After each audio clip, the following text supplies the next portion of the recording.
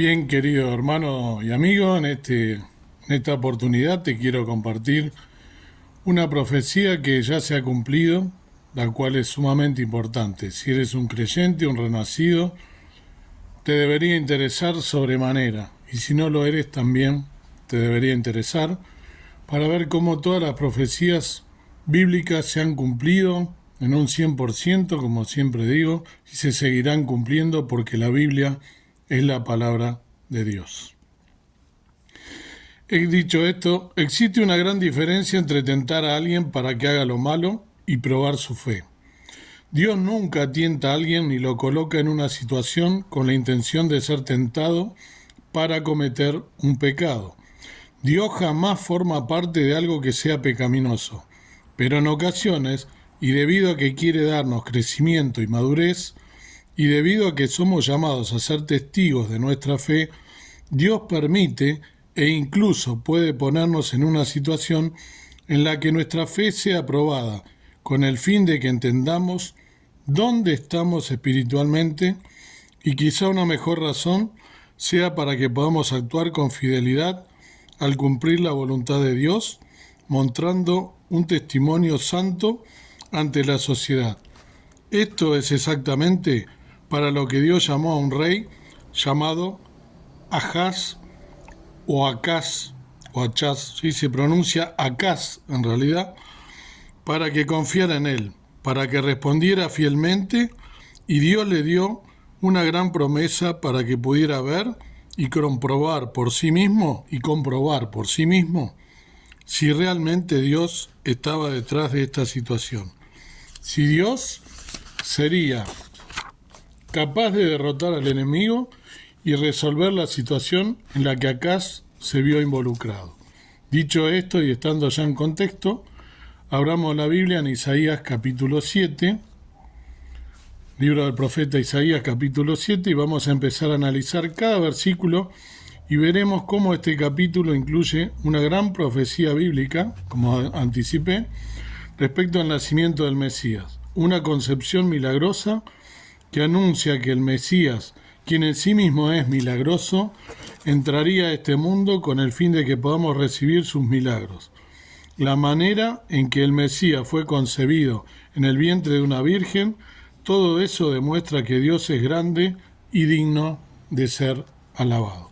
Dicho esto, comienzo leyendo el versículo 1, como dije, de Isaías capítulo 7. Aconteció en los días de Acaz, hijo de Jotam, hijo de Usías, rey de Judá, que Resín, rey de Siria, en ese momento era Aram, y Peca, hijo de Remalías, rey de Israel, subieron a Jerusalén para combatirla, mas no la pudieron tomar. Bien, en el versículo 1 vemos cuál es el problema.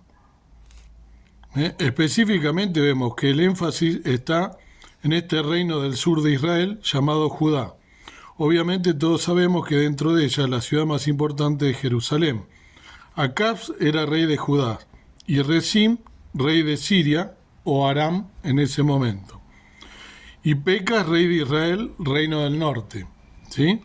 Subieron a Jerusalén para combatirla. Recordemos que tenemos 9 tribus en el reino del norte, 2 tribus en el reino del sur y una tribu que son los levitas que estaban dispersos en ambos reinos, ¿sí? Tanto en el norte como en el sur. Obviamente había más de estos últimos en el norte, ¿sí? Entonces el reino del norte, que tenía una mayor población, se había aliado con el reino de Siria, de Aram, y juntos llegaron para hacer guerra contra Acaz, o mejor dicho, contra Jerusalén. Y al final del versículo 1 nosotros vemos que ocurre un milagro. Ellos, siendo más, no la pudieron tomar, ¿sí? Dice, más no la pudieron tomar como ley. ¿Por qué? Sencillamente porque Dios no quiso. Dios no lo permitió. Cuando Dios no permite algo, es porque sus propósitos y sus recursos para la victoria estarán disponibles para nosotros. Fíjense lo que sucede. Leo el versículo 2. Y vino la nueva a la casa de David diciendo, Siria se ha confederado con Efraín. Y estremeciósele el corazón y el corazón de su pueblo, como se estremecen los árboles del monte a causa del viento. Aquí debemos subrayar ese término, la casa de David. Es un término profético. Según explican los sabios de Judá y del judaísmo, este término, Bet David, la casa de David, es un término mesiánico. Habla de aquellos que creen en la promesa de un Mesías. Esa promesa consiste en redención. Si hay redención, es porque hay un redentor. Aquí, cuando habla de que le fue informada a la casa de David, significa que fue enviado un mensaje a personas que tenían fe en las promesas de Dios. Este confederado significa que se ha formado una unión, establecido una alianza entre Siria y Efraín, uno de los nombres del reino del norte, ¿sí? Era Efraín. Esto que sabíamos por el versículo 1, ¿no? Ahora es reportado oficialmente a Judá, reino cuyos pobladores aún no estaban al tanto. Y al enterarse, el corazón del rey Acaz y de su pueblo se estremeció. Es decir, que hay mucho miedo en toda Jerusalén y Judá por esta guerra que se avecina. Ellos saben que son muchos más, conocen su poderío y que vienen a destruirlos. Pero, versículo 3, entonces dijo Jehová a Isaías, sal ahora al encuentro de Acaz, tú y Sear-Yasub, que se lee Yar-Yesuf, tu hijo, al cabo del conducto de la pesquera, de arriba, en el camino de la heredad del lavador. ¿Sí? Esa es la versión que tengo yo. Isaías significa el Dios que es Salvador. Y justamente Dios utiliza a este profeta con ese nombre para utilizarlo. El nombre de su hijo, Sear-Yasub, Yar-Yesub en hebreo, significa Yar, remanente, y Yeshub, regresar, o sea, remanente que regresa. Recordemos que venimos hablando de una promesa de redención. Y parte de esta promesa de redención tiene que ver con ese remanente que regresará a la tierra, con el fin de establecer el reino. Así que el nombre del hijo de Isaías nos habla de restauración, nos habla de una realidad futura de redención. Como vemos, este capítulo 7 nos está hablando de un contexto diferente a los días de Isaías, a los días del rey Acaz y los demás, a un cumplimiento mesiánico en este capítulo 7. En hebreo dice en el canal del estanque de arriba, ¿sí? Cuando yo leí recién en el conducto de la pesquera, de arriba, ¿sí?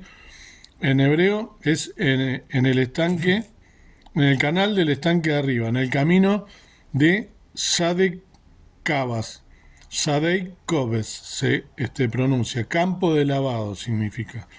Tradicionalmente este es el lugar donde el pueblo vendría para lavar sus ropas. A veces hay versículos como este que por desconocimiento se pasan por alto. Y la ropa limpia, bíblicamente significa buenas obras. Las buenas obras son el resultado de la fe. Eso lo vemos a lo largo de las Escrituras. Cuando la fe está activa, produce buenas obras. Buen fruto.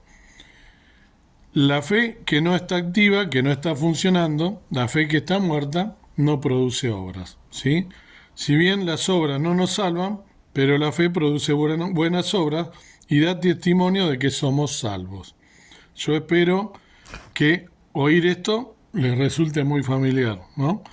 Hay una gran revelación en el hecho de Isaías en reunirse con el rey Acaz en este lugar, porque nos habla de un cambio de vestiduras, una nueva identidad. Dios desea generar un cambio en Acaz y debemos recordarlo, ya que eso es exactamente lo que el contexto nos dirá. Leo el versículo 4. Y dile, ¿no? Recordemos que le lo mandó a Isaías y a su hijo a hablar con el rey. Y dile, guarda y repósate, no temas, ni se enternezca tu corazón a causa de estos dos cabos de tizón que humean, por el furor de la ira de Resín y del Ciro y del hijo de Remalías. Recordemos que se nos dijo que el corazón del rey y del pueblo se estremecían de miedo. El enemigo viene contra Judá. Isaías, con instrucciones precisas de Dios, le dice en hebreo, Hishomer, protégete, ten cuidado. Es un término que también puede referirse a prestar atención. Espiritualmente hablando, ¿no? El mensaje aquí es, tienes que cuidarte, tienes que protegerte o tienes que mantenerte alerta. Cuídate y guarda silencio. No temas. Y le dice que no se turbe su corazón. En definitiva, le está diciendo que esta tarea requerirá lo que en hebreo es ometz, que es igual a valentía. Aquí está la clave. La profecía fortalece tu corazón, hace que tengas valor, un corazón lleno de valentía para cumplir con fidelidad las instrucciones de Dios. Por eso es preocupante que algunos creyentes, por no estudiar correctamente las profecías, ¿sí?, no podrán actuar valientemente en los últimos días o en su situación actual por desconocimiento. Isaías le dice, no temas en cuanto a estos dos cabos de tizón que humean, por Resín y Peca, es una comparación con un pedacito de carbón cuando está humeando, ¿sí?, en su etapa final. El término hebreo es teol. Este se refiere a un pedacito de tizón, ya no es un carbón encendido, ¿sí?, sino un tizón que humea. La ilustración busca comunicarnos que ellos serán apagados, que quedarán extintos, llegarán a su fin. No hay razón para tenerles miedo. Ese es el mensaje, ¿sí?, que le lleva Isaías de parte de Dios. Recordemos que Israel, Efraín, que es el reino del norte, ha caído en idolatría y no adora al Dios de Israel. Los versículos 5 y 6, ahora los voy a leer. Dice el 5, por haber acordado maligno consejo contra ti el Ciro con Efraín y con el hijo de Remalías, diciendo, vamos contra Judá y la despertaremos y la partiremos entre nosotros y pondremos en medio de ella por rey al hijo de Tabeel. Los versículos 5 y 6 que acabo de leer nos recuerdan el plan que los enemigos tienen y a quién planean poner por rey, que será su títere para gobernar esa tierra. Obviamente no son los planes de Dios. De hecho, Israel se está aliando con una nación pagana, por lo tanto no pueden ser los planes de Dios. Versículo 7. El Señor Jehová dice así, no subsistirá ni será. Es donde el Señor le da la revelación a Acaz, ¿sí? Así dice, habla de la seguridad del Señor. No ha ocurrido aún aquí, pero Él lo afirma. Es seguro, y si Dios lo dice, nosotros debemos aceptarlo. Aunque a veces nos parezca lejano o algo imposible, ¿sí? Cuando dice el Señor Jehová, significa el Señor Dios. Y dice que no subsistirá, ¿sí? Por lo tanto, no subsistirá. Refiriéndose a lo que los dioses aliados tramaron. Y es interesante porque Resín significa deseo. El deseo de estos dos hombres no prevalecerá. Dios les dice no. El versículo 8, porque la cabeza de Siria es Damasco y la cabeza de Damasco Resín. Y dentro de 65 años Efraín será quebrantado hasta dejar de ser pueblo. Miren qué revelación que le da Dios a Isaías y acá por medio de Isaías, ¿no? En el versículo 8 le da la revelación profética para que entienda. Le dice que Efraín será destruido como reino dentro de 65 años, a partir de ese momento. Aquí tenemos una pista de cuándo sucederá esto, ya que 65 años después, estamos hablando del año 721 o 722 antes de Cristo, más o menos, Si le sumo los 65 años me da 787 antes de Cristo, que es el año en que esta profecía se reveló, ¿sí? Y todo esto encaja perfectamente con quienes eran los reyes en ese momento. Lo cual comprueba una vez más cómo la palabra de Dios se cumple. Versículo 9. Entre tanto, la cabeza de Efraín es Samaria, y la cabeza de Samaria el hijo de Remalías. Si vosotros no creyereis, de cierto, no permaneceréis. Versículo 9. La cabeza de Efraín es Shemrom, o Samaria. ¿Sí? Estoy hablando, en hebreo sería, ¿no? Shemrom. Y le está revelando que no prevalecerán. Y agrega lo más importante: si no creyereis, no permaneceréis. Para creer en una profecía, que es una promesa, hace falta fe. La fe en la profecía del Mesías es un requisito para agradar a Dios. Sin fe es imposible agradar a Dios, dice la palabra, ¿sí?, en otra parte de la Biblia. Versículo 10. Y habló más Jehová a Acaz diciendo, ¿sí? Dios sabe bien que la fe no es algo que surja naturalmente de nosotros, es algo sobrenatural. Y si confiamos en Dios, Él hará crecer nuestra fe. Acaz no era un hombre de fe, pero Dios quería obrar en su vida y convertirlo en un hombre de fe. Por eso continúa hablando con él. Versículo 11. Pide para ti señal de Jehová tu Dios, demandándola en lo profundo o arriba en lo alto. Por eso en el versículo 11 Dios le demuestra a Acaz que él no tiene límites, ¿sí?, que Dios no tiene límites y que quiere ayudarlo a creer. Por eso le ofrece que pida una señal. Esta palabra señal es out, ¿sí?, en hebreo, y significa algo sobrenatural. Un ejemplo es usada para las señales que provienen del sol, la luna y las estrellas. Recuerden lo que dice Génesis. El cuarto día Dios creó el sol, la luna y las estrellas que sirvan de señales para las estaciones, días y años. Eso lo pueden leer en Génesis 1:14 exactamente. Solo Dios puede crear una estrella. Solo Dios pudo crear el sol y la luna. Así que esto nos habla de una obra divina, un acto sobrenatural que solo Dios puede hacer. Esto le brinda un contexto muy interesante a este pasaje. Le dice que pide una señal de lo profundo del abismo, del Seol, ¿sí?, o de arriba, en lo alto.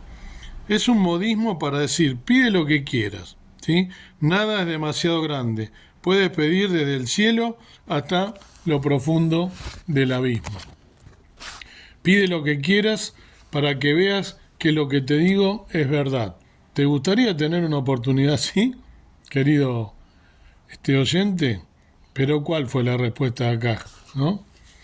Versículo 12, y respondió Acaz, no pediré y no tentaré a Jehová. Esto sería probaré en hebreo, ¿no? Tentaré. El versículo 12 en hebreo dice no probaré. Puede significar también experimentar. De esta palabra se obtiene misayón, que es vivir una experiencia.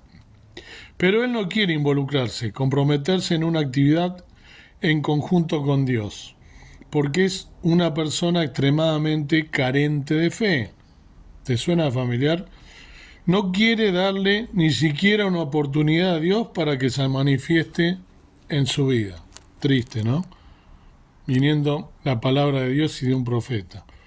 En el versículo 13 dijo entonces Isaías, oíd ahora, casa de David, ¿o es poco el ser molestos a los hombres, sino que también lo seáis a mi Dios? El versículo 13 se torna muy mesiánico. Por segunda vez Dios se dirige a la casa de David, no al pueblo de Judá, ni a Acaz.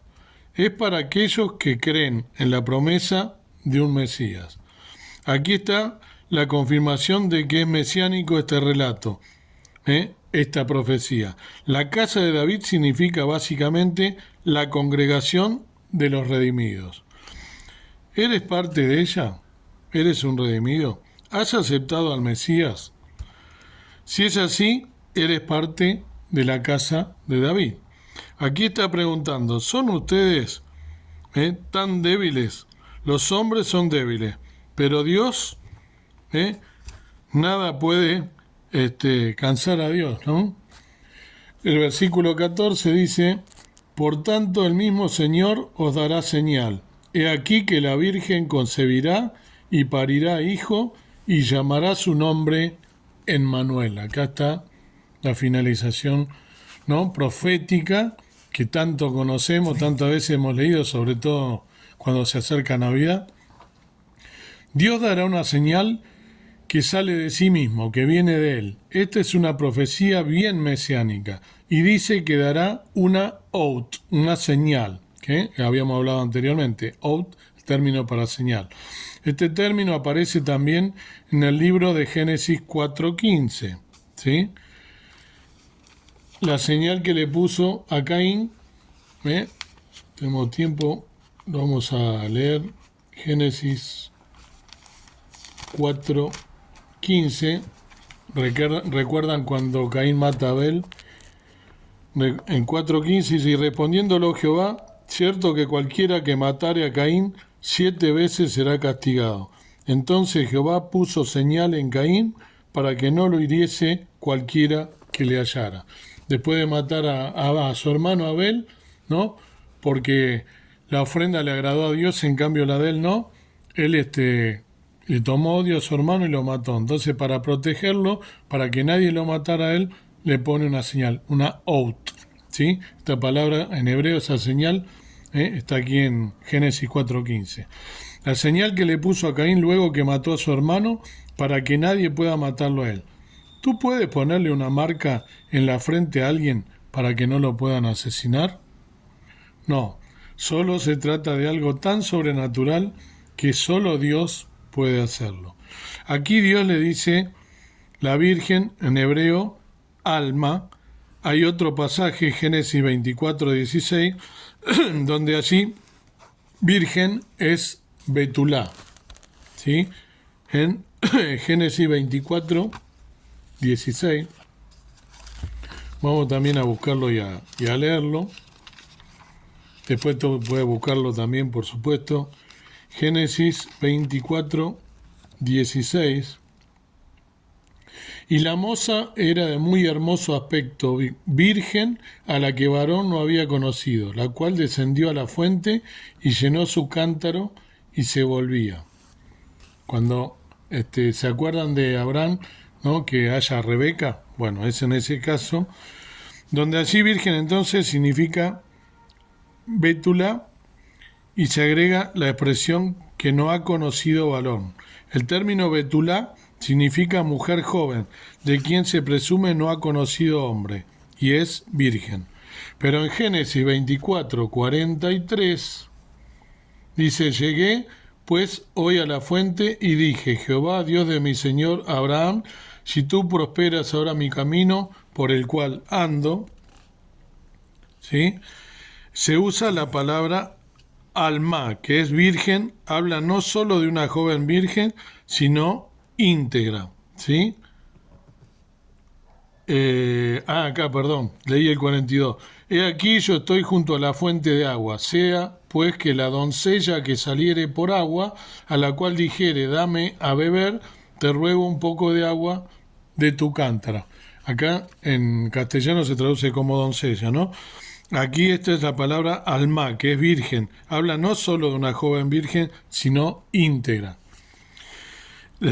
Dice el versículo, sigue y dice que el niño se llamará Emmanuel, ¿no?, que es Emmanuel con nosotros y él Dios, ¿no? La conjunción Emmanuel es Dios con nosotros. Nadie puede hacer que una virgen conciba con solo unas palabras, solo Dios.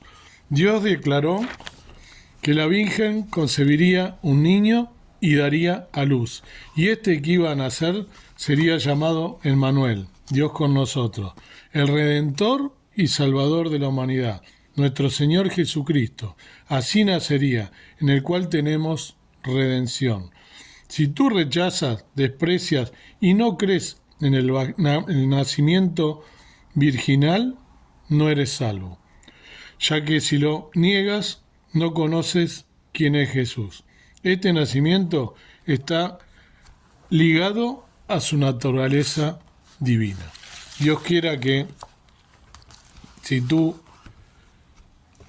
has aceptado a Cristo como tu único y suficiente Salvador, por supuesto que sabes de lo que te estoy hablando, de esta revelación divina, cuando el Salvador, Dios mismo, se humanó, ¿sí? Y vino a esa Virgen María, esa mujer, ¿no? A través del Espíritu Santo que concibió, ¿no?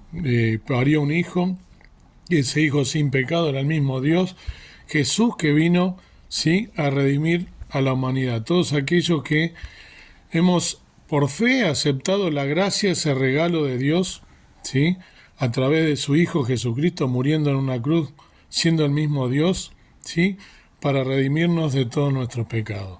Dios quiera que seas un creyente, que creas en la persona de Jesús que vino a morir por ti y por mí, por todos nuestros pecados, porque todos somos pecadores, porque la paga del pecado es la muerte, dice la palabra de Dios, mas la dádiva de Dios es vida eterna en Cristo Jesús, Señor nuestro. Quiera Dios que esta profecía tan hermosa que acabamos de analizar, palabra por palabra, no seas como Acaj, un hombre sin fe, sino que seas con fe, y que esa fe obre en tu persona, ¿sí?, y en la persona del Señor Jesucristo deposites esa fe que ha venido a salvarte, a morir en una cruz, derramando hasta la última gota de sangre para salvarte, si lo aceptas como tu único y suficiente Salvador, confiando en ese acto de amor que tuvo Dios al enviar a su Hijo unigénito, a lo más preciado que tenía, para redimirte de todos tus pecados. Reconocerte como pecador, pedirle perdón al Señor Jesucristo por todos esos pecados, sea cual fuese, y aceptarlo como tu único y suficiente Salvador. Y ya vas a pasar a ser parte de la familia, un hijo de Dios, ¿sí?, y luego comenzar a vivir una nueva vida. Esa conversión, ¿sí?, ese giro de 180 grados, iba hacia un lado, voy hacia el otro, me va a hacer ser un renacido, una nueva criatura, como dicen las Sagradas Escrituras, y de esa manera pasar a ser parte de la familia de Dios. Dios quiera que sea así. Si eres un creyente, qué hermoso es recordar esta profecía que se cumplió y gracias a la cual nosotros tenemos redención y vida eterna a través de nuestro Salvador. Padre y Dios nuestro que estás en el cielo, gracias por tu palabra tan profunda que nos recuerda esta profecía, ese amor eterno con el que nos has amado, con el que has venido a morir por cada uno de nosotros para redimirnos de la condenación eterna, para que tengamos esa esperanza y esa promesa y esa seguridad de la salvación al aceptarte como nuestro Salvador, siendo pecadores indignos, que nos has sacado de lo vil y de lo menospreciado del mundo para darnos salvación, porque nos has permitido creer en ti a través de la fe y aceptarte como nuestro único y suficiente Salvador. Dios quiera que todos los que estén oyendo sean redimidos por la sangre del Cordero que vino a morir a este mundo sin pecado, sin mancha, y siendo abofeteado, siendo injuriado, siendo rechazado por su propio pueblo, y que volverá en breve para buscar una iglesia sin mancha, sin arruga. Dios quiera que estemos preparados, que podamos velar y orar en todo tiempo, para estos últimos tiempos, y contarle al mundo todo lo que tú haces por cada uno de nosotros diariamente. Gracias te doy por esta salvación preciosa que nos hace poder tener entrada en los cielos a través de la oración y ser salvos para toda la eternidad. No somos de aquí, estamos en este mundo, pero no somos de este mundo. Que tengamos nuestra mente puesta en Jesús y en todas las cosas que son de la Biblia, que es lo único que merece tener la mente depositada, lo único que no va a pasar.